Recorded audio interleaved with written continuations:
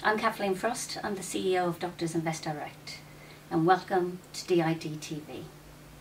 I'm here to cover a number of topical issues, and to help us understand their implications, I'm joined by Keith Taylor, my business partner and founder of Doctors Invest Direct. Welcome. Hi Kathleen.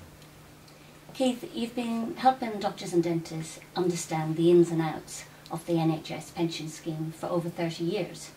From your perspective, what are the main topical issues of concern? Well, there are three big issues. The first issue is the ongoing choice exercise, where doctors and dentists have to make big decisions about the future NHSPS benefits. Overlying that is the Hutton report that was just recently published and given to government to consider, which will have serious long-term and long-reaching implications. And on top of all of that, we have changes in pension legislation that are effective from April this year, and also more changes effective from April next year.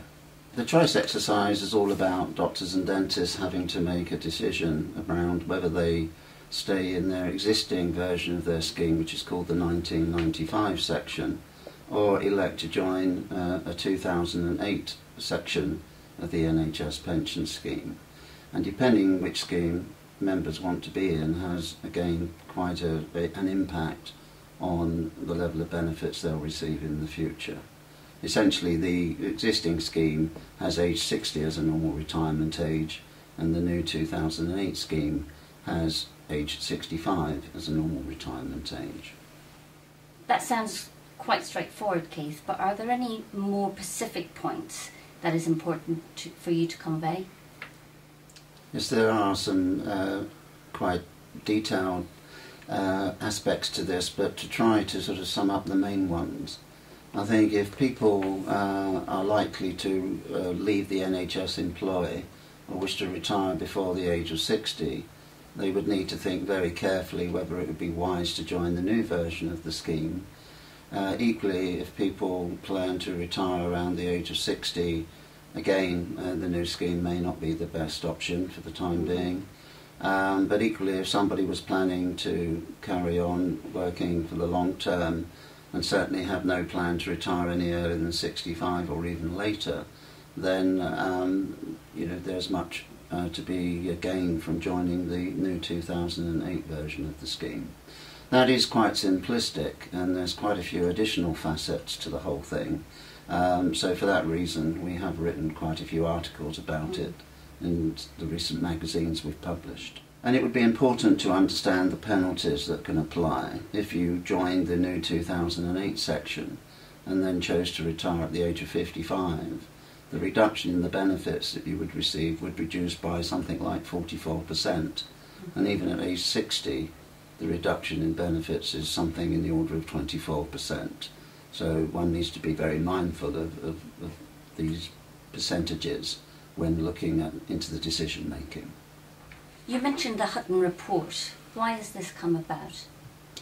Well, it's come about because when the new coalition government was elected, it commissioned Hutton to report to government on the future costs of the NHS pension scheme and other public sector schemes, because there's a concern that the overall cost is unsustainable, and the aim of the report is to make recommendations to government as to how changes may be made to give people fair pensions, but equally control the cost of providing those pensions.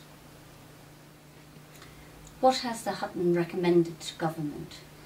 Well, the Hutton report is actually quite a weighty document. It's 210 pages, and it actually makes 27 different recommendations to government, covering a whole range of things, but I think I'll try and reduce it to 5, in that essentially the report is saying that people need to pay more into the scheme for the value of the benefits that they're receiving.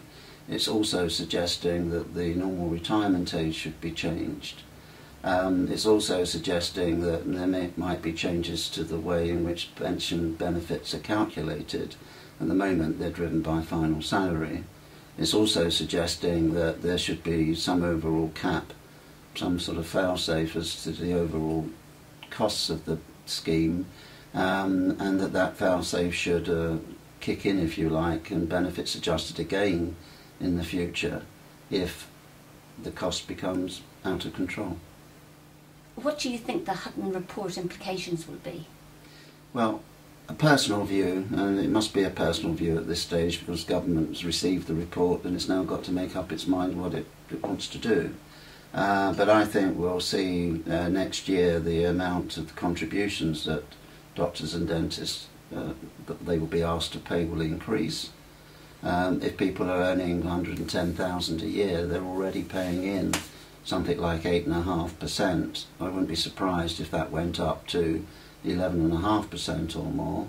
And as I say, I think we can see that from next year, possibly.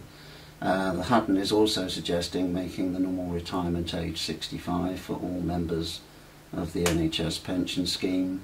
And it's also suggesting that something called career average earnings replace the definition of final salary, which will also have some far-reaching consequences. Hutton is recommending to government that they make all these changes before 2015, but 2015 is going to be an election year, and I think it'd be a very brave government that will make some far-reaching changes in a year before they're asking the population to re-elect them again. So I wouldn't be surprised if actually any changes are made a bit earlier than by 2015, and perhaps more by 2013. What should a doctor do about it? Well, I would say the first thing is don't panic. The Hutton report is making recommendations for changes, but it also recommends that the changes are not to be retrospective, meaning that what people have built up on their existing basis are recommended to be ring-fenced from any changes. So it's only going to be changes from an agreed date going forward that will be amended as a result of changes adopted. So in a nutshell, I would say people who are close to retirement aren't really going to necessarily see much change at all, whereas those in their young 50s will probably see 8 years of change which could affect their pension calculations, but even so that won't necessarily be a really large number. But perhaps people younger than their 50s need to understand that the NHS pension scheme in the future won't deliver quite as much as it might have done in the past, certainly not for consultants and very high earners, and really that therefore they must look to provide for the future in other ways over and above what the NHS pension scheme itself will deliver for them. And what are the general changes in pension legislation that concerns you?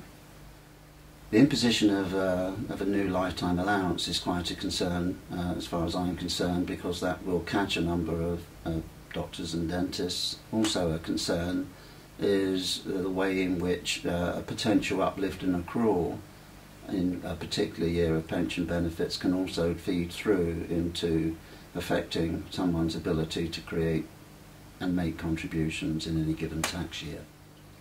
How can doctors and dentists get help and guidance? Well, on the things I've just spoken about, we have made a vodcast on that, which again is on the website under the television section, so I would recommend people view that. And more generally, I'd recommend they view some of the magazines and guides that we've written over the past year. Thank you, Keith. Thank you, Kathleen. You can access past issues of our financial surgery in the library section of our website, or alternatively you can contact us for copies or give us a call, and in the meantime, thank you very much for watching DID TV. Doctors Invest Direct is a trading style of Taylor Frost Wealth Management, which is authorised and regulated by the Financial Services Authority. Please note and read the important general information at the end of this videocast. The case studies or comments contained in this videocast do not constitute individual advice to viewers. Viewers should ask for personal advice before acting on any of the case studies or comments contained in this videocast. We are happy to provide such advice.